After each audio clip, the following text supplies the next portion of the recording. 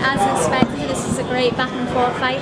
Talk to me about that fight, especially, Makwan did catch you in quite a few submissions, but you seem to just remain calm throughout.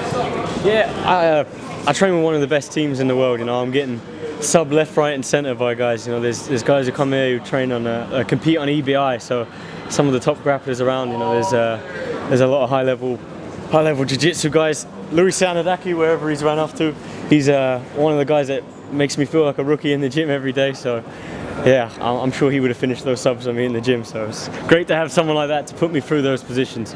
We knew Makwan was going to come in with a grapple. He was a strong wrestler, strong grappler. He's also sent 2 Brits packing from the UFC with Wilkinson and Andy Ogle. What was the game plan coming into this? Was it about keeping distance? What was the game plan? Yeah, the plan was to use my boxing. I've been boxing since I was about 11 years old, and I boxed in the amateurs and in Britain. Some of the best amateur boxers in the world. I get to spar with some top guys back home in Norwich. Liam Walsh, who's fighting Gervonta Davis for a world title soon. I used to spar with him, and he's a class act. So being able to share the ring with those guys and move around with them is very, very good for my confidence. But it wasn't the fight I was expecting. I was expecting to sort of move around, use my flash footwork, and pump my punches out there, and make him pay every time he shot in on me. But I ended up taking him down a couple of times. You said it's not what you expected. Did you predict him to be so relentless with the submission attempts? Yeah, 100%. That's exactly what I thought he was going to do. From the bell, he was going to run out, jump in knee, he was going to shoot takedowns, and he was going to try and finish me with chokes. Everything that happened, I thought was going to happen. I'm really sorry. Can you just budge your chair a little bit forward, please? Thank you. You said on the mic afterwards, stop telling me I'm going to lose on Facebook. Do you think that you were being underrated going into this? Yeah, to be fair, I haven't proven myself yet. Maybe now, I don't know. But I see on all social media bloody English fans saying on UFC's posts, "Who's Arnold Allen? He's going to get his ass kicked. Who's this guy?" And come on, I'm homegrown. Give me some love, man. But you used to be an underestimated, right? Yeah. Obviously you've been fighting from such a young Yeah. Well, I see on but I see on the UFC, they post the card, they see my name on the main card. I do personally feel like Joe Duffy should have been on the main card instead of myself. He's a proven guy, and maybe because Makwan usually talks a lot, we got on the main card. But You're being self-deprecating, but you're 3-0 now. And the first fight was on short notice, a fight you weren't expected to win. You choked the guy out. Now you've gone in against Makwan, a prospect for sure. You've clearly announced yourself now, certainly to the UFC. What do you want to accomplish? What do you want to accomplish over? What do you want to accomplish over this year? And I hope your coach is all right. I think the stone is too heavy for the chair. I think it's coming up to my 3rd year in the UFC, and it's my 3rd fight in the UFC.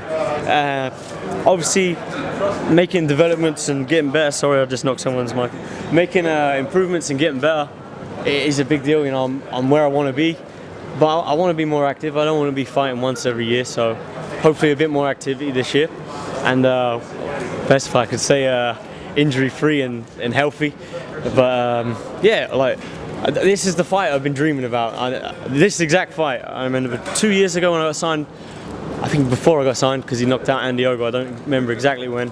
I watched that fight and I said, I'll beat that guy. I know I'll beat that guy. And I knew this was the breakout fight. This is the fight that's going to put me out there, So I said it to Jack before the fight. This is it. This is where I'll get my name out there. People start knowing who I am, and maybe people start stopping me and my dog in the high street. I don't know.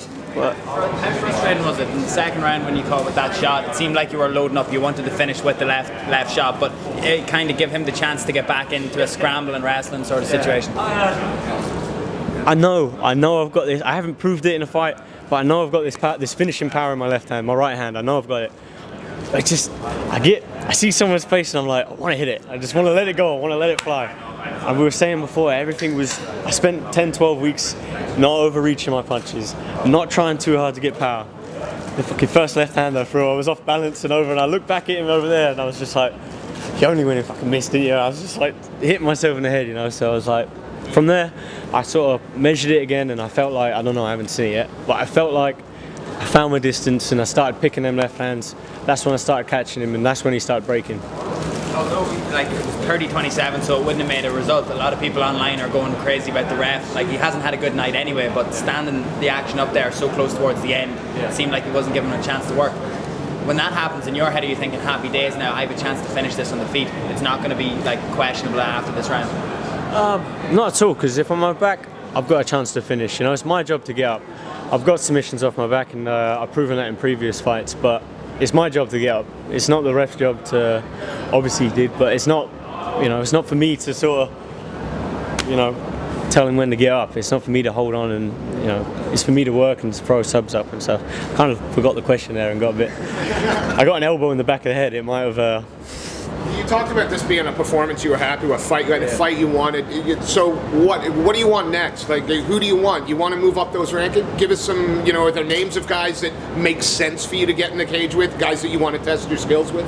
there's good fights out there. I've watched a few shows, and, you know, but the thing is, I'm not one of those guys who's going to call out names, and I know everyone wants to see names, everyone wants to see, but I train with the best coach, in my opinion. He's the best coach in the world, Faraz Zahabi, and if I go there calling out all these names and I get back to the gym, he's like, we don't want that fight, I don't want you to have that fight. Not that he would, but I don't want to go against his judgment. If he tells me to go out in the snow and do star jumps, that's what I do for the day, okay? He's my coach. There's no reason for me leaving home and to question whatever he says. So, Arnold, just there after your fight, we were watching Brad Pickett in his final performance of his career. You're at the beginning of your career now, and obviously there's such a huge affinity with Brad and what he's done for the UK scene all these years. For you, you're in the UFC now, you've got that momentum. Do you feel that you can provide a legacy? Do you think that you can have as much impact in this country as Brad has done? yeah, I think the sky's the limit. I'm 23 years old. I'm 12-1. I'm 12-1. Couple of decisions in the last fight. I want to finish. Like everyone who knows me, I'm a finisher. I want to finish, but it's not as easy with these tough guys. You're climbing the rankings. It's not as easy to finish these guys. They get better and better, and for some reason they get harder to finish. But yeah, I think once I get a bit better and reach my potential, we'll be finishing guys like McGregor is with that left hand. So. And did you expect that fight to go to finish? Because I don't think anyone else did. Did I expect it to go to the decision? My plan was to finish in the second. I knew he was going to come out hard for the first round. And it's exactly how he fights. He comes out fast and hard. He wants to get you out there. He wants to get home quick, you know. He wants to get out and he wants to be enjoying the victory. So I knew the first round was the victory round. That was the round where I won the fight, you know. And once we got to the second, I could see he was tired. The only bloody thing is I was tired too. So yeah, I looked across. I kept telling myself he's more tired than me. So. And Duffy was obviously fighting before you as well. What did you think of his fight? He was. Duffy was phenomenal. He's one of the best guys I've seen. You know, it's a pleasure to train with him. He's so smart. He's got such an eye for the sport. I just hope the UFC pay him what he's worth, man. He's got victories over some of the best guys out there, and he's game. If they want to put him in tough fights, he'll take them tough fights. If they want to put him in the fight with Poirier, he had a war. You know, like that guy deserves a lot. It was his last fight on his contract as well. Do you see him, you know, extending that and staying with the UFC? We don't talk business. You know, we just talk about our training. We talk about the fights. I don't know what he's gonna do. And how are you going to celebrate your win tonight? Oh, I've been away from my missus for a while, so maybe I owe her some cake or something. I don't know. Take her out for pizza. I don't know. Something like that. Maybe a holiday somewhere. Yeah. Thanks very much. Thank you so much. Thank you guys. You're awesome.